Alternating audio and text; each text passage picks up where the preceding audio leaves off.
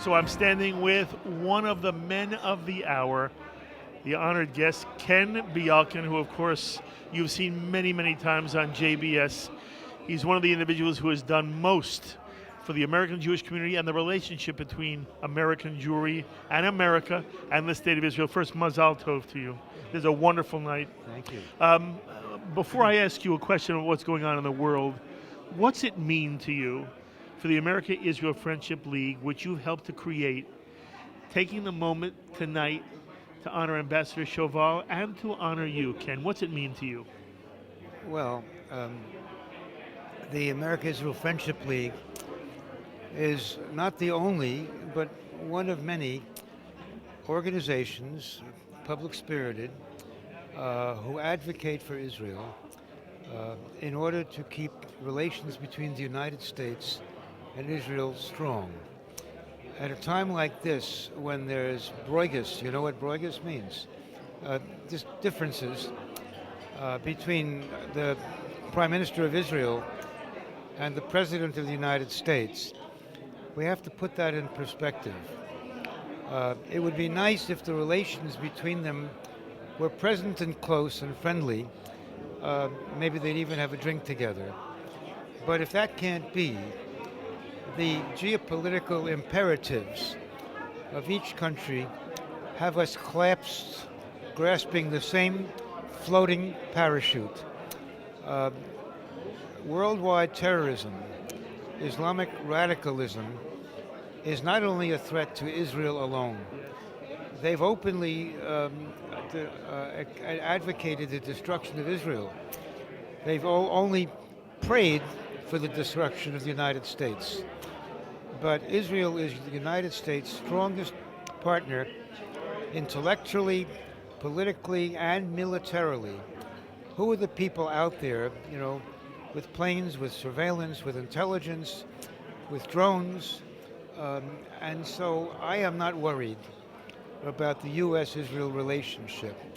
The intelligence community, the military establishment, the Congress of the United States, the people of America, every thinking person realizes that Israel is a light of my nations.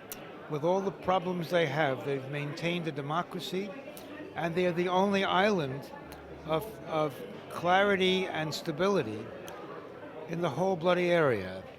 And so I am not worried at all. Okay, I want to ask you a question. I've asked other people as well. What you say seems to me to be so clear. And as we're meeting for this AIFL Partners for Democracy Gala 2015, it's troubled times on the streets of Israel. And it's troubled times because there's a Palestinian incitement to real violence and murder, Ken. And I look at the American administration, I don't understand why the American administration doesn't see it as clearly as you just laid it out for us. Well, what is your theory as to why our administration does not come out forcefully, unequivocally condemning the Palestinian violence and understanding that Israel is not the obstacle to peace, but that Palestinian intransigence and the reluctance to accept a legitimate state of Israel, Jewish state of Israel, is the problem? Why is that not done in the halls of Washington in our own administration? It's always a matter of who is the leadership. If the country is led by a friend in the right direction, things will go well. If the leader doesn't have the same view, things don't go well. In the case of President Obama, it wasn't until he was half-educated that he even became aware of the American Constitution. I don't know that he knows what our formative principles are. He was brought up in Indonesia. He had two parents who were fathers who were Muslim. I'm not saying all Muslims are unacceptable, but he grew up in an environment of being trained and exposed, and I don't know how much that's influenced his thinking, but I would say, to put it nicely, he has been impressed by the Palestinian narrative of history and geography. geography says there was always a Palestinian nation, and history says there was always a Palestinian people. There was never a Palestinian people, and there was never a Palestinian nation. It was all made up. What they've done is taken the Old Testament, marked it up, crossed out some names, and put an Arab in there. That's an exaggeration. I don't want to be quoted on that. But I'm afraid his narrative follows the narrative of the Arab description that the Israelis are kicking Arabs out of their home and they're occupying their land. It's a false accusation. Anybody who really knows the history better knows that it's not true, and I don't want to go in and give you a lesson now, but if you take the Arab narrative, the Israelis are occupiers and they're persecutors of the poor, benighted Arab people. The Arabs have brought this on themselves because they've permitted the radical end, the fundamentalists, the terrorists, these Salafists, to preach that Jews are dogs and monkeys, that Israel has to be destroyed. They won't permit the printing of a map that shows the state of Israel, and they expect someone to make peace with them without recognizing that Israel is a sovereign country, much less a Jewish country, and they are unwilling to talk about terms of peace.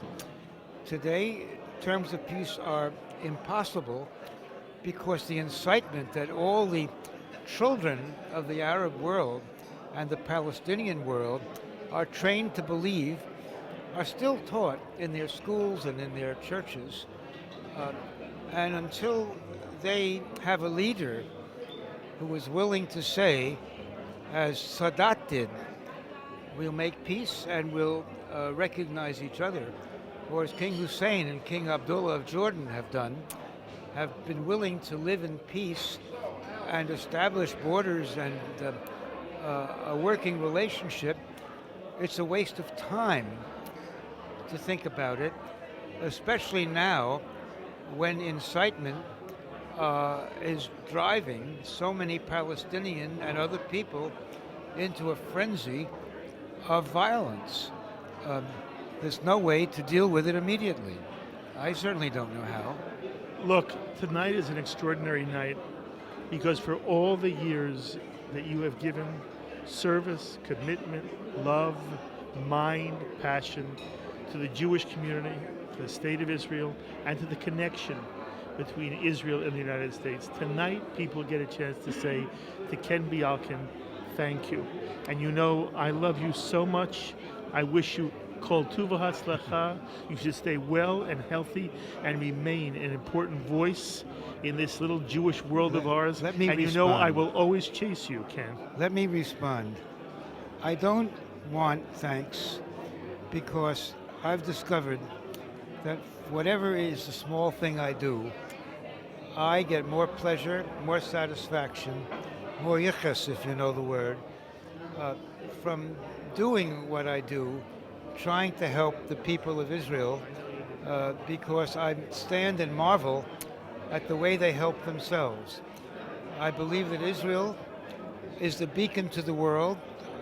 I hate to use grandiose terms, but it certainly has become a light among nations, and I believe that the future of the Jewish community in America, at least, depends on the strength and the further development of the Jews and Jewish identity in Israel. We're locked together, thank God. Mazal tov to you. This is Ken Bialkin. He's being honored tonight here by the AIFL.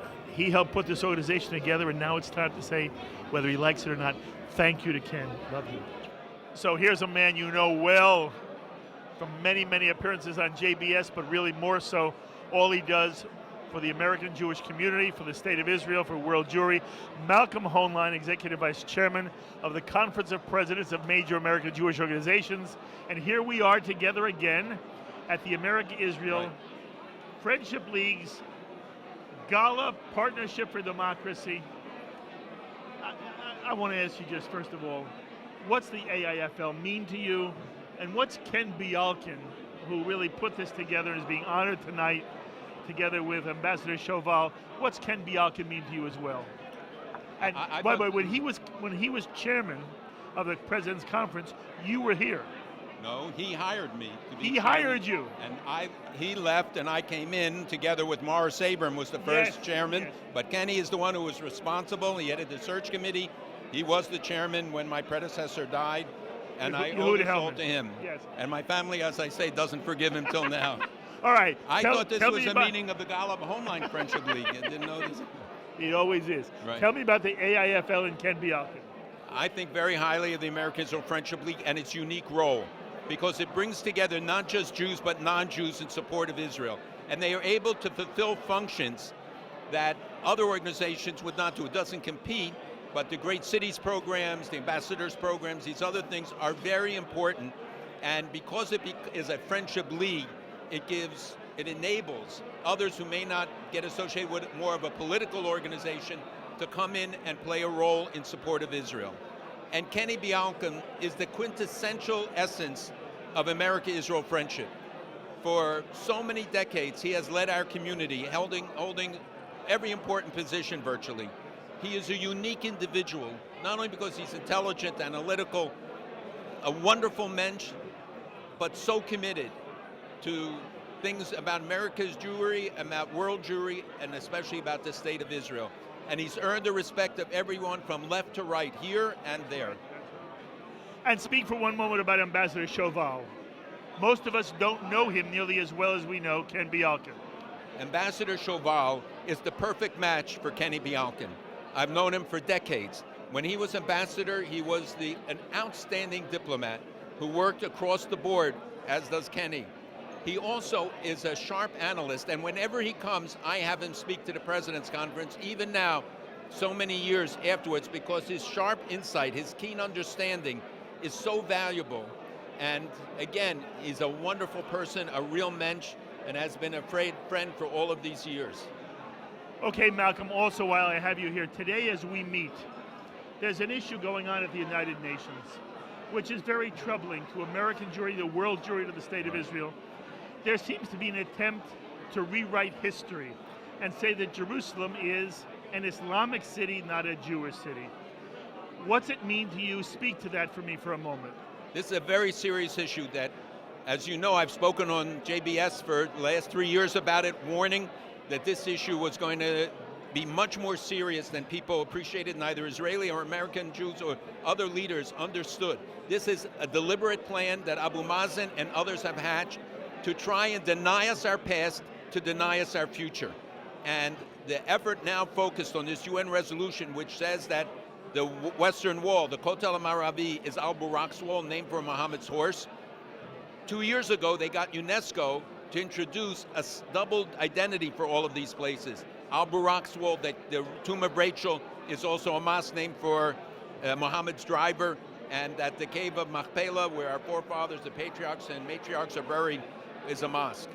Now, they succeeded in having it introduced to UNESCO that the Jewish part, I would say the Judeo-Christian part, is to be removed and only the Muslim part remain. So the holiest site to us, the Temple Mount, he declared, is ours. This is Abu Mazen, and even the Church of the Holy Sepulchre. So he is saying Christianity, Judaism have no ties, because if the temples didn't exist, what was Jesus doing with the money changers?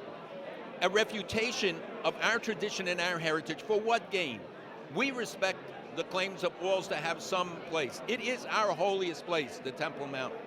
And I think it is so unfortunate because he turned a political difference into a religious war. And we have to stop it. The violence that results from it is all blood on his hands. And this was a sustained effort to incite, to instigate, to say they changed the status quo and the Temple Mount is under siege when he knew well that it wasn't. So this is a very important issue.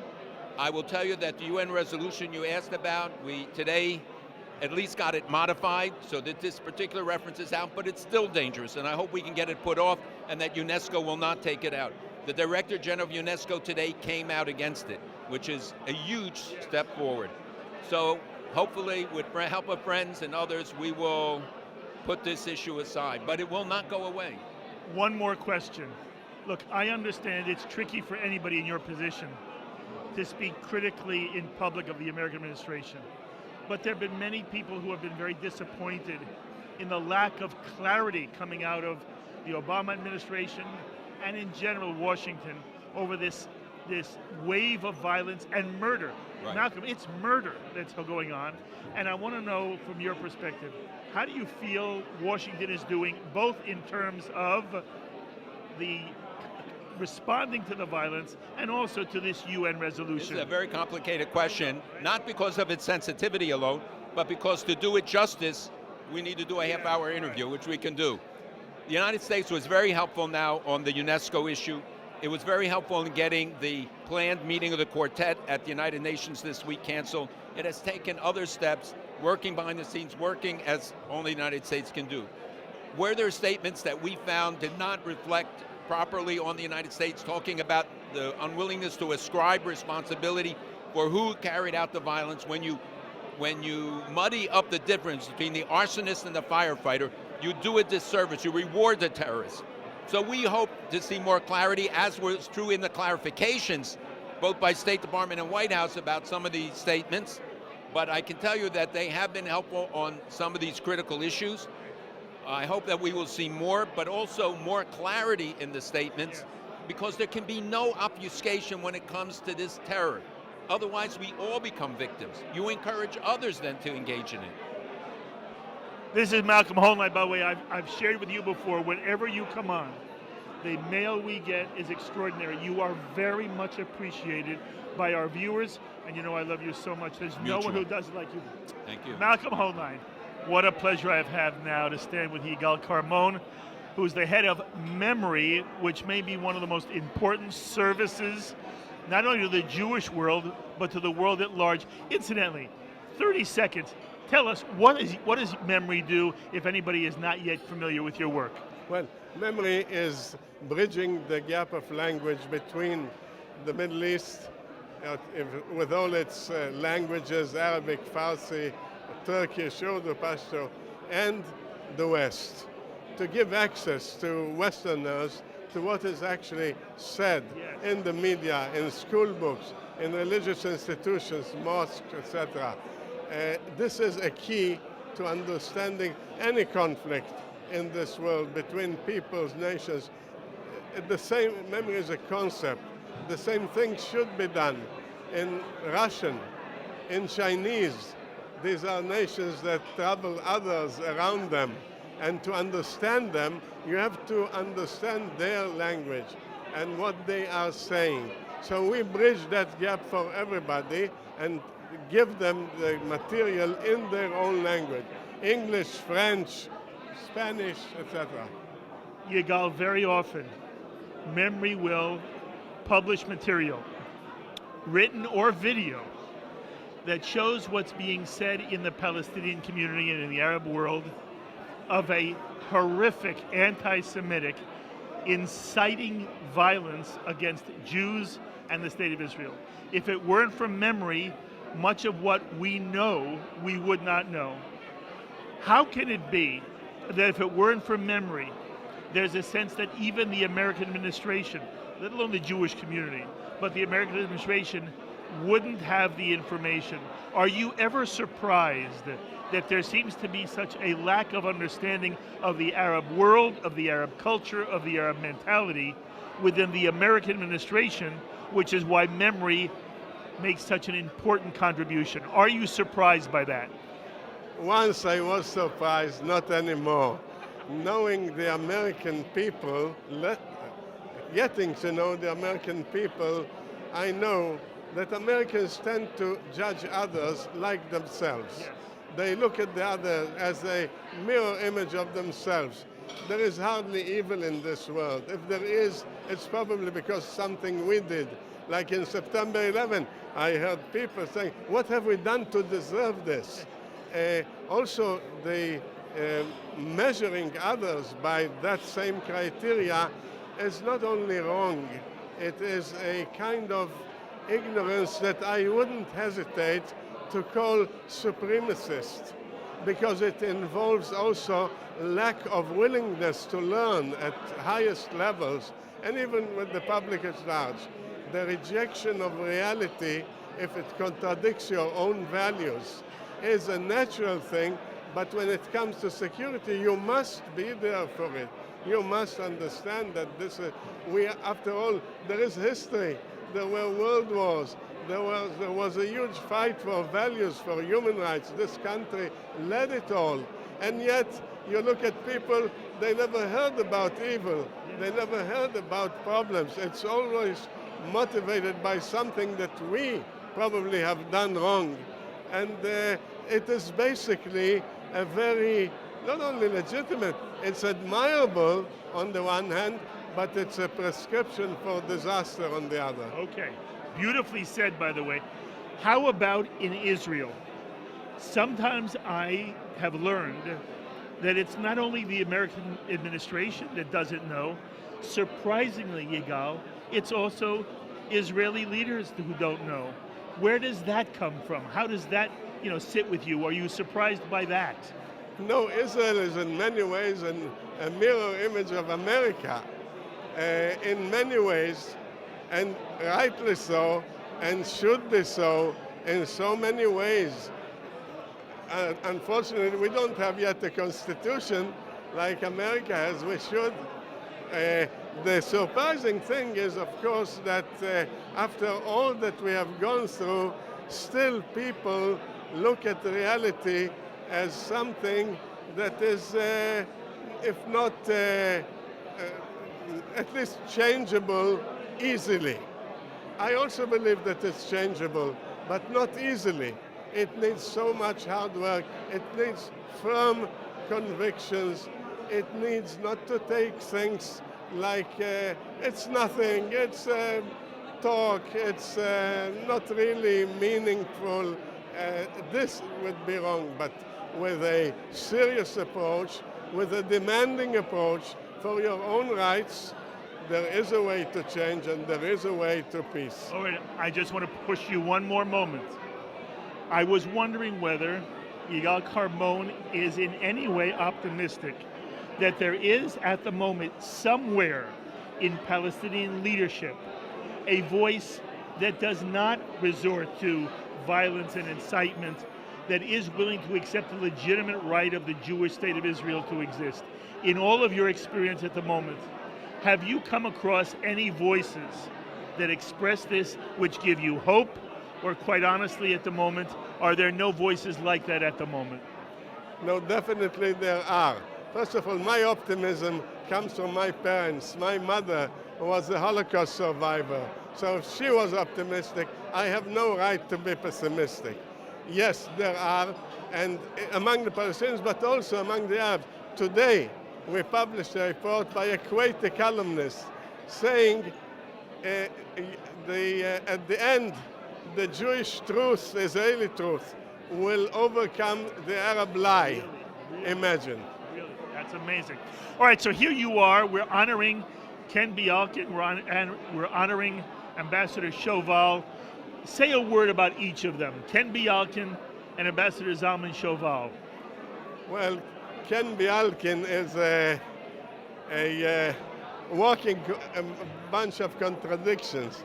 He's the softest guy ever, but he's hiding, a seemingly soft guy, hiding hardest character ever for those who know him. He should be a professor of history. He is a lawyer but who should mediate between people, but he has his own convictions as hard as steel. Above all, he should have been an Israeli leader. Absolutely. This is where he should be. Unfortunately, he missed that. But there is always hope. Maybe one of his children will do that. And Ambassador Shoval? Zalman is the same. Actually, those guys are the same. Soft, very, very disarming character with convictions that are as hard as steel. Actually, coming to think of it, they match each other. Very lovely. As you come tonight, to the America-Israel Friendship League, this 2015 Partnership for Democracy. What's your feeling today about the connection between the State of Israel and the United States of America? What bothers you about it, and what would you celebrate about it? I feel that this is a connection that nothing can disrupt, nothing. We have excellent defense relations, political relations, even though we have disputes with the president sometimes, but nevertheless, he is forced to get along with Netanyahu, and we are together, and that's the most important. Beautifully said, Mr. Ambassador. Michael, your sense, where is the state of American-Israeli relations today? Well, they're not very happy right now because there is not the fulsome support that the American president might give to Israel at this particular moment. What he should be doing, what the Obama administration should be doing, is to announce in a very forceful tone the terrorist acts that are taking place, not be equivocal about it or argue on the kind of moral equivalence if the two sides are equally responsible. That, I think, is a disaster. I hope he can get over this and see the true picture, which is the threat of Islamic terrorism, which these young people are carrying out in a diametrical form. Uri, as you hear what Michael says, there are many American Jews who have been very disappointed in the way the American administration has responded to the Palestinian wave of terrorism and murder in the State of Israel. As an Israeli, how do you view it? I think that this is very bad. We have only one ally, is the U.S., and every way that they are not criticizing the Palestinians is encouraging them for more violence. So, but we are doing everything to work it out, and I believe that regardless, it will work out now that the Prime Minister and the President are going to meet. Yes. They have no choice but to support us. I'll say one sentence. President Obama in 2009 came to the Middle East and he thought that he'll have new friends, the Arabs. They all disappointed him, and he knows very well today we have only one ally for America in the Middle East, it's Israel. He understands it. I hope so. So give me one word about Ken Bialkin, and then you give me a word about Ambassador Shoval. Well, Ken has contributed to almost every Jewish organization and every pro-Israeli organization in the country. He's almost a unique figure, a kind of remarkable personality who has devoted so much of his life to these causes, what he calls it, and I honor and treasure him. And I'm happy to be a good friend. Yeah. And you know Ambassador Shoval. Yes. So Uri Barnev, what would you say to the audience about him? That he represented Israel in an excellent way that nobody else probably ever did. He was ambassador twice, Yes. and it's very rare that an ambassador is being appointed twice, and he definitely strengthened the relation between Israel and the United States in very difficult times. Yes. You've known Ken Bialkin for quite a while, yes? Yes, we have. We've known Ken for at least 15 years. What a great guy. What an important guy to the Jewish community, that's for sure. Speak to that for one moment. Why you come to honor him tonight at the America-Israel Friendship League? Because nobody else deserves it more than he does. I mean, I'm serious now. I mean, look who he is. Look what he's done. Look where his heart is. Look where his passion is. He deserves to be honored. He deserves to have people attend and show that they're honoring him. Talia, how do you feel about him? And how do you think feel about the league?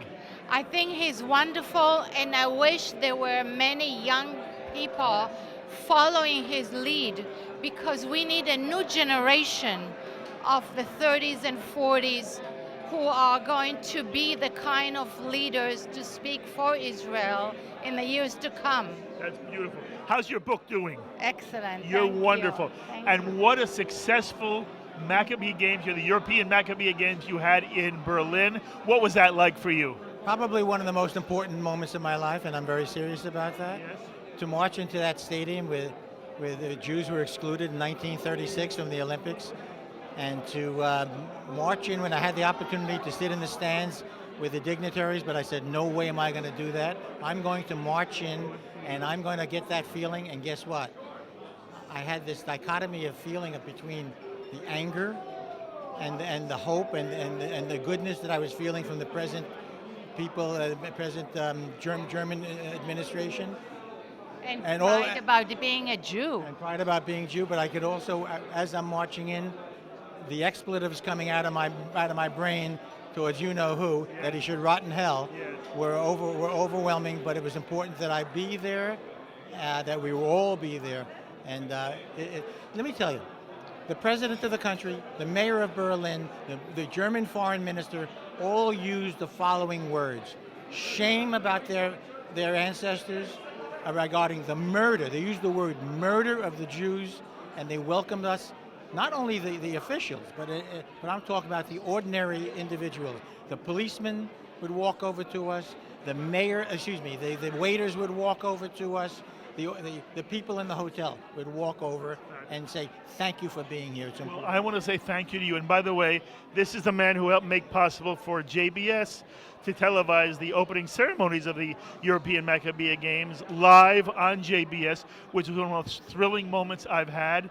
And I thank you for that, but I thank you for all the work you've done on behalf of the State of Israel, the Jewish people, and really you helped transcend a horrible moment in Jewish history and turn it into something spectacular. The two of you are out of this world. Thank you both. Thank you, Rabbi. Thank you.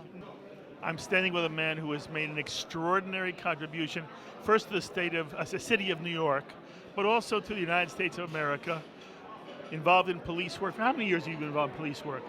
Well, law enforcement, probably close to 50 years. Unbelievable. Ray Kelly. First of all, Ray, what brings you here tonight to the America-Israel Friendship League's Partnership for Democracy Gala? I've been here for several years, but Ken Bialkin, Absolutely. he is a mensch. Is he? By the He's way, the best. give me one word about what impresses you most about Ken. His doggedness. He gets things done. He follows up. He's just an amazing guy and a real icon in this city. Yes. Mr. Commissioner, were you ever in Israel? Yes. What was it like for you? I found Israel to be exciting. The pace is tremendous. It reminds me of New York, and I've met a lot of New Yorkers. I was there in Ashkelon and down, by Gaza. I went to the Allenby Bridge. I was at the Shin Bet training center. So I've been in Israel several times, and again, it's the energy that you can feel there, and unlike most other places in the Middle East. It is wonderful to have you here, and it's wonderful to be able to say thank you for all the service you've done to New York and this country. Thanks very much. Commissioner Ray Kelly. I have the pleasure of standing with Maxime Dover, who does many wonderful things in the Jewish world. First of all, at every Jewish event, you'll see her taking superb photographs, which are then published. Thank you. Two questions for you. First of all, here we are at the AIFL, America-Israel Friendship League, their Partnership for Democracy Gala 2015, honoring Ambassador Shoval and honoring Ken Bialkin. And What's it mean to you? What's the America-Israel Friendship League mean to you? It's an access for Americans to find a connection to Israel. Not necessarily Jewish Americans, but Americans in varied professions in the world of politics, and for those people to have an organized approach to their own colleagues within Israel. The way American-Israel Friendship League sets up its exchange programs encourages teachers or lawyers or politicians to meet with their peers and to understand from a personal point of view as well as from a professional point of view the reality of what is Israel and of what is being a like professional in Israel. That's lovely. And for people who don't know, how would you place the contribution Ken Bialkin has made to the American Jewish community? Well, I think Ken Bialkin went to Israel in 1954 for the first time. He is a man of some generation and some decades who is still youthful and vibrant in his presentation, but he has been a force for Israel for decades. He has been one who has stood with Israel when others did not, and he has brought a width of presentation to Israel, bringing it forward from the only Jewish community, from the Jewish community into the American milieu. Okay, and how about Ambassador Shoval? What's he mean? Ambassador Shoval is a connection to Israel, a very direct connection. He is involved in business, he is involved in politics, and certainly has a hand on the pulse of the economy in Israel. So here at the America-Israel Friendship League dinner, I have the honor of standing with a good friend, Danny Ayalon. And Danny, of course, is a former Israeli ambassador to the United States and also served as Deputy Foreign Minister of the State of Israel. Very quickly, what's the America-Israel Friendship League mean to you? I would say the bottom line is friendship, really cementing the very natural alliance between Israel and the United States. And the most important thing is bringing American journalists, American academia people, American politicians, American students to Israel. Because when you come to Israel, you cannot but fall in love with this country. And seeing is believing. This is what the Friendship League does.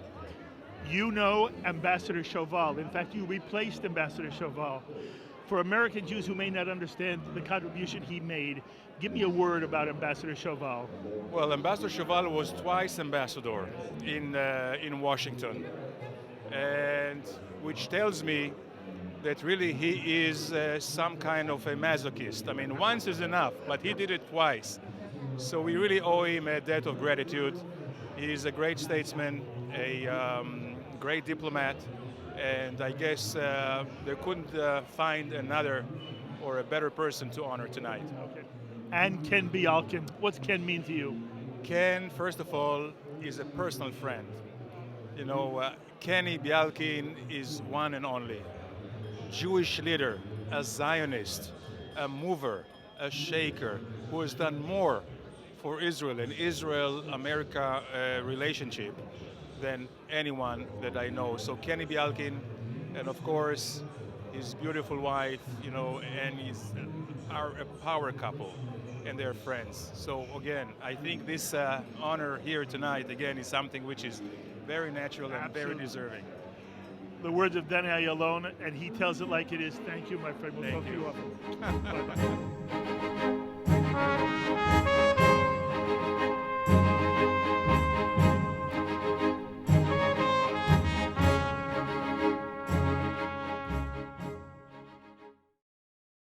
We would be pleased to send a complimentary DVD of this program to anyone who wishes to support JBS, the Jewish Broadcasting Service, with a tax-deductible gift of $36, double chai or more, to the nonprofit organization Jewish Education in Media.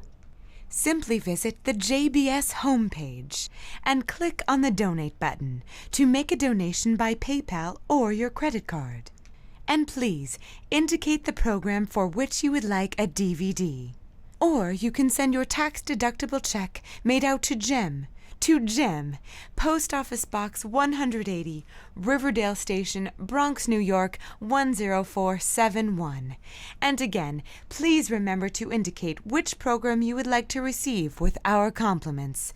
And we thank you for your kind support.